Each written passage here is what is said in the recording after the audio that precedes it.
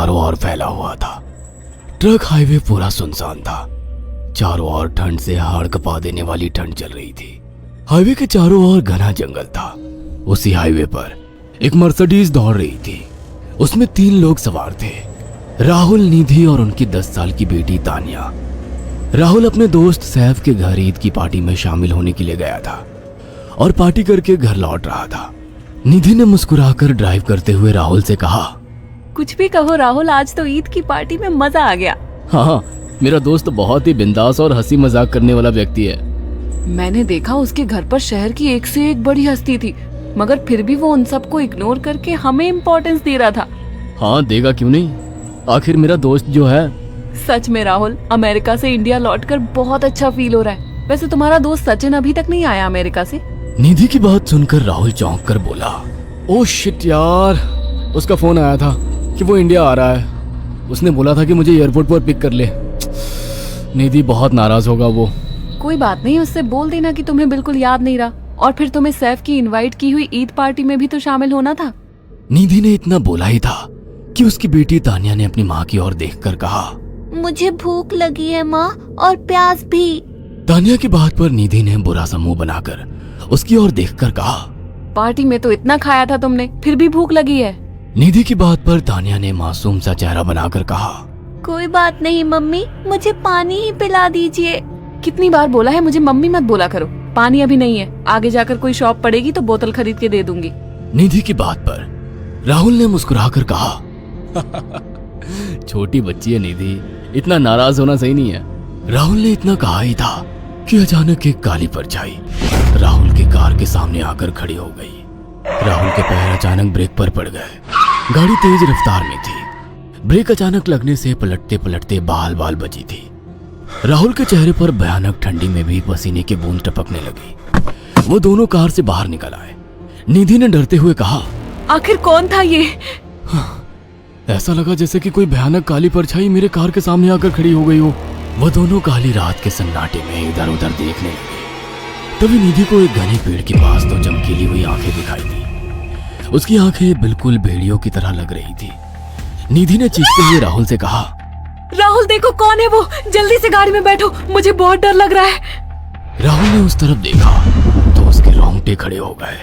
वो दोनों गाड़ी के अंदर बैठने ही वाले थे कि अचानक एक अजीब सा चेहरा वाला भयानक सा आदमी बिजली की रफ्तार से उनके सामने आकर खड़ा हो गया। राहुल ने देखा कि उसका चेहरा बिल्कुल सड़ा हुआ था और उसकी आंखें भेड़िए की तरह चमक रही थी। उसके लंबे लंबे बाल उसके कंधे तक आ रहे थे और उसके दांत भेड़िए की तरह बाहर की ओर निकल रहे थे। हाथों की जगह नुकीले पंजे थे। राहुल को देखकर अजीब से अंदाज में हंसने लगा, मगर जैसे ही राहुल की नजर उसके कपड़ों पर गई, राहुल की आंखें फटी की फटी रह गई। वो हकलाते हुए बोला, भाईजान, भाईजान, मुझे माफ कर दो, मुझे छोड़ दो।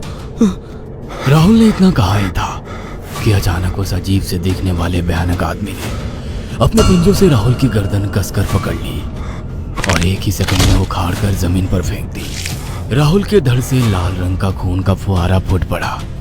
इस भयानक मंजर को देखकर निधि के गले से एक जोरदार चीख निकल गई।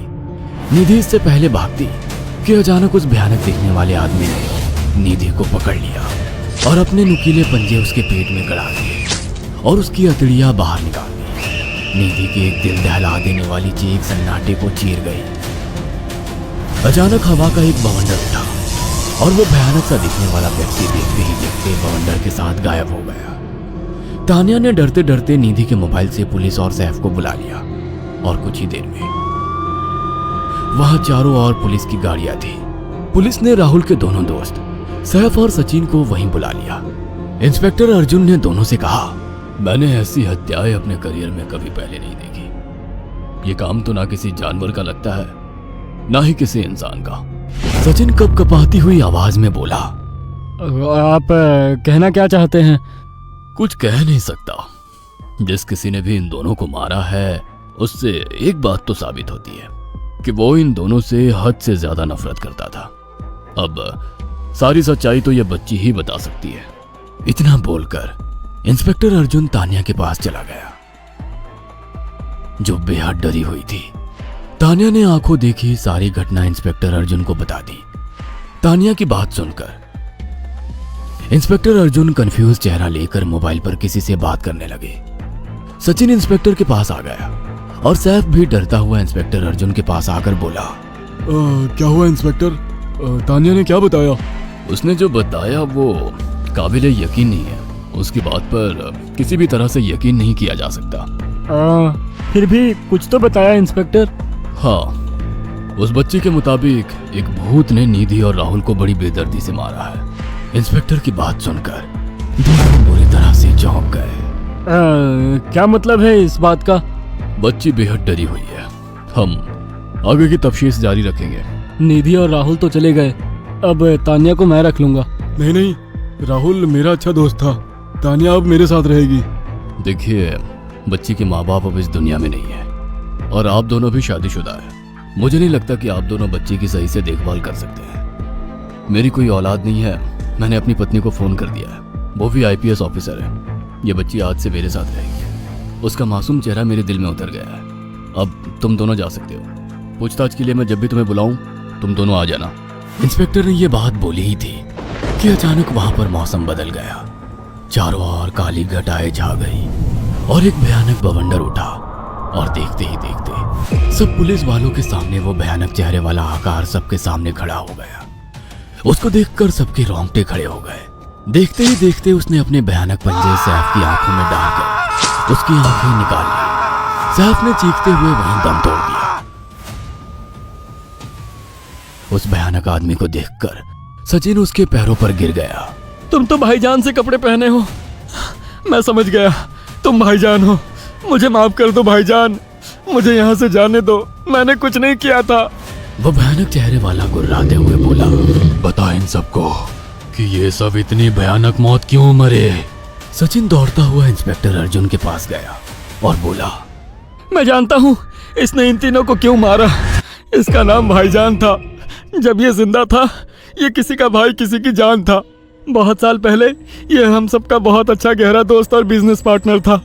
ये सबकी बहुत मदद किया करता था। इसकी प्यारी सी बेटी थी तानिया, जो इस वक्त कार के अंदर बैठी हुई है। ये इसी की बेटी है। भाईजान अपने सारे पैसों से एक बहुत बड़ा हॉस्पिटल खोलना चाहता था जिससे गरीबों का मुफ्त इलाज किया जा सके, मगर हम तीनों इसके लिए तैयार नहीं थे।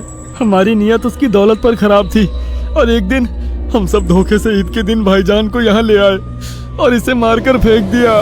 तो फिर तुम सबने इसकी बेटी को क्यों जिंदा छोड़ दिया? हमें बाद में पता लगा कि भाईजान ने सारी जायदाद अपनी बेटी के नाम कर दी है, इसीलिए हमने भाईजान की पत्नी को भी मार दिया। और तानिया का तुम 18 साल की उम्र पूरी करने का इंतजार कर रहे थे ताकि सारी जायदाद अपने नाम करा सको और बाद में उसे भी ठिकाने लगा सको। इसी के लिए तुम दोनों इस मासूम बच्ची को अपने साथ रखने की जिद कर रहे थे। जी, आपने बिल्कुल सही कहा। हम तानिया को भी इसी जगह लाकर मार देते। सचिन की बात सुनकर इंस्पेक्टर अर्जुन की आंखों में खून उतर आया। इंस्पेक्टर अर्जुन के कुछ कहने से पहले ही भाईजान बिजली की रफ्तार से इंस्पेक्टर अर्जुन की आंखों के सामने से सचिन को पकड़कर ले गया और उसके शरीर के टुकड़े टुकड़े कर दिए और हवा में उठे एक तेज बवंडर के साथ गायब हो गया। सारी घटना इंस्पेक्टर अर्जुन की आंखों के सामने हुई थी।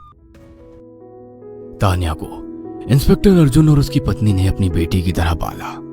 अगर आपको हमारी ये कहानी पसंद आई हो तो इसे लाइक और शेयर करना ना भूलें। साथ ही ऐसी और नई कहानियों के अपडेट्स पाने के लिए हमारे चैनल अक्षु टीवी को जरूर सब्सक्राइब करें।